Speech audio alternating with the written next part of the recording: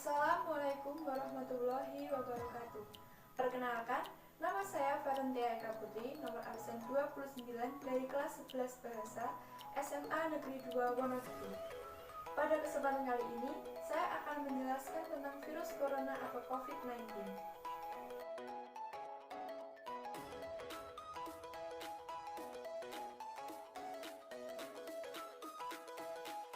Yang pertama, pengertian virus corona.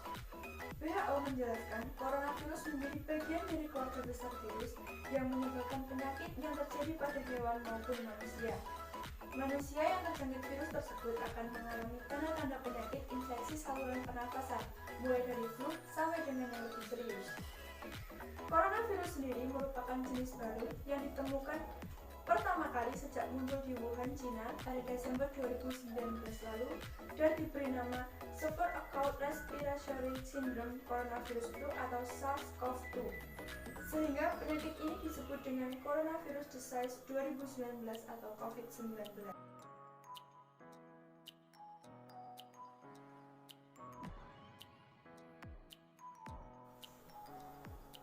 Selanjutnya, penyebaran COVID-19 atau virus corona.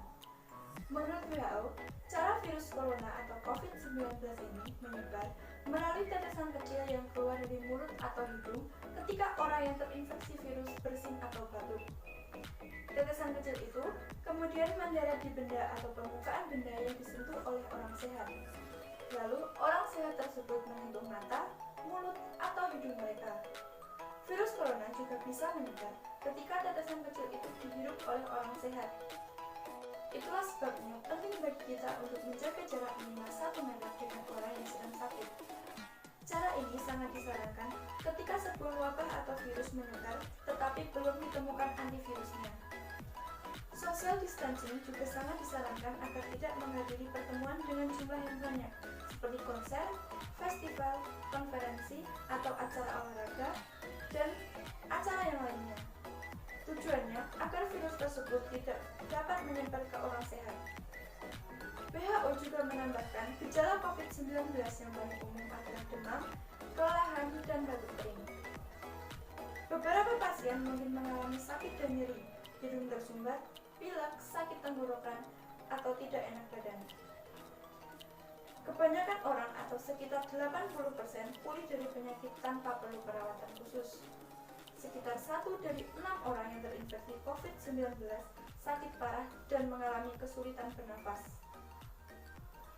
Orang yang lebih tua dan mereka yang memiliki masalah medis seperti tekanan darah tinggi, masalah jantung, atau diabetes lebih mungkin terkena penyakit serius.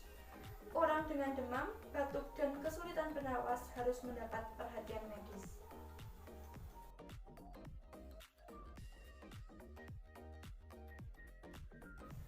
Lalu, apa yang harus kita lakukan untuk menghadapi COVID-19 ini?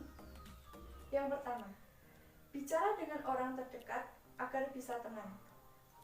Sejak Presiden Joko Widodo secara resmi mengonfirmasi kasus pertama COVID-19 di Indonesia, banyak masyarakat yang panik. Salah satu efeknya adalah fenomena panik buying. Banyak orang yang langsung menyerbu pusat-pusat perbelanjaan dan memborong bahan-bahan pokok.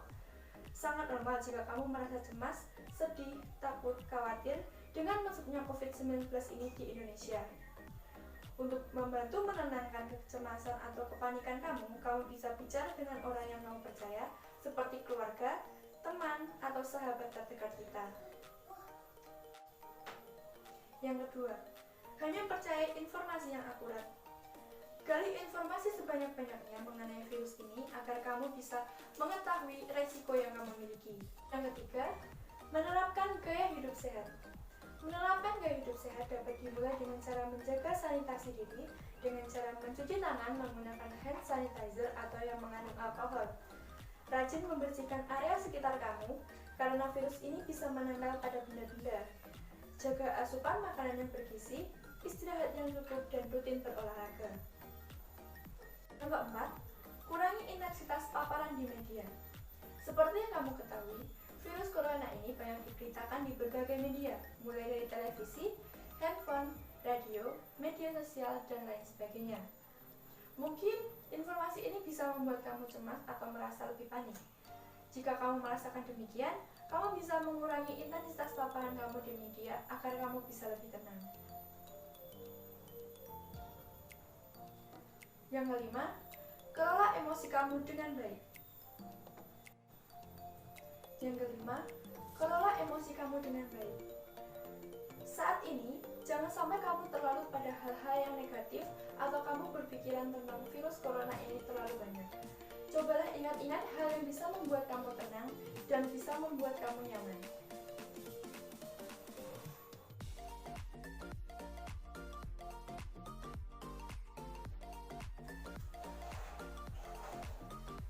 Lalu, upaya apa yang dilakukan pemerintah untuk menghadapi kasus COVID-19 ini? Pada 2 Maret 2020, pemerintah Indonesia mengumumkan adanya kasus infeksi virus corona atau COVID-19 di negaranya. 2 pasien positif corona pun dibawa ke rumah sakit rujukan khusus yang telah dipersiapkan sebelumnya.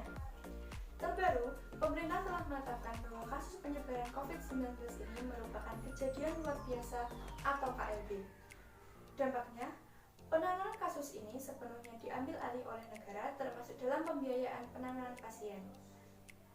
Untuk mengantisipasi penyebaran informasi yang tidak tepat terkait virus ini, pemerintah juga menunjuk Sekretaris Direktorat Jenderal Pencegahan dan Pengendalian Penyakit atau P2P Kemenkes Ahmad Yuryanto sebagai juru bicara untuk penanganan virus corona.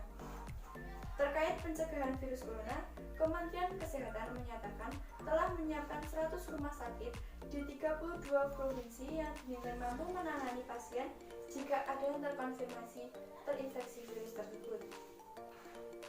Di DKI Jakarta, setidaknya ada 3 rumah sakit rujukan, yaitu RSPI Dr. Sulianti Saroso, RSU Persahabatan, dan RSPAD Gatot Subroto. Selain itu, pemerintah telah menyiapkan rumah sakit khusus penanganan virus corona atau COVID-19 di Pulau Galang, sebuah pulau di Batam, Kepulauan Riau, dan menyatakan ada fasilitas kesehatan yang sudah lama tidak digunakan di pulau itu. Oleh karena itu, pemerintah akan merenovasinya secara secepat-cepatnya. Jokowi menyebut, renovasi rumah sakit ini dilakukan demi kecepatan dalam penanganan virus corona.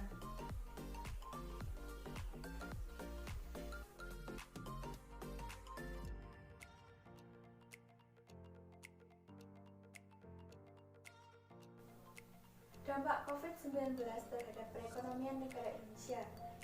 Yang pertama, perdagangan melemah. Penurunan tajam terjadi pada ekspor minyak dan gas atau migas dan non-migas. Impor turun sebesar 2,71% menjadi $4 miliar. Penurunan paling besar terjadi pada komoditas buah-buahan. Yang kedua, pariwisata menjadi sepi.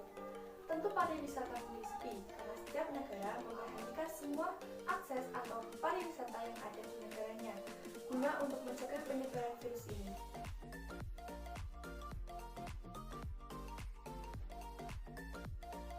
Dampak COVID-19 terhadap perdagangan internasional.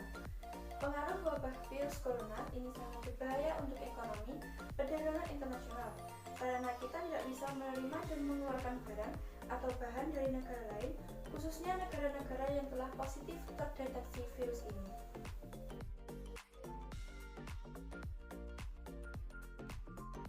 Manfaat adanya kerjasama internasional dalam menghadapi COVID-19. Yang pertama, seluruh dunia bekerja sama. Situasi penanganan virus corona di salah satu rumah sakit di Italia, dokter mengenakan alat pelindung diri lengkap dan masker. Dunia seakan-akan berbondong-bondong untuk mengalahkan musuh mereka yaitu virus corona. Kerjasama dalam skala global itu belum pernah terjadi. Sebelum kemanikan mengenai virus corona ini menyita perhatian semua orang. Yang kedua, manusia saling membantu. Bencana alam biasanya menyatukan orang dan memicu tindakan solidaritas di antara sesama. Sementara ancaman pandemi, bagaimanapun telah menyatukan seluruh umat manusia melawan ancaman yang nyata. Manusia saling membantu negara lain tanpa perlu melihat suku, ras, atau kepercayaan. Untuk mencegah penyebaran virus corona atau COVID-19, sebaiknya mari kita berdiam diri di rumah dan jangan berpergian apabila itu tidak terlalu penting. Hindari kerumunan dan jagalah pola hidup sehat dengan cara makan makanan yang bergizi, cuci tangan sebelum dan sesudah beraktivitas, serta menjaga kebersihan rumah dan lingkungan. Tidak lupa juga, mari kita perbanyak ibadah kepada Tuhan Yang Maha Esa. Apabila merasakan gejala seperti batuk, pilek, demam, sesak nafas, segeralah periksa ke rumah sakit terdekat.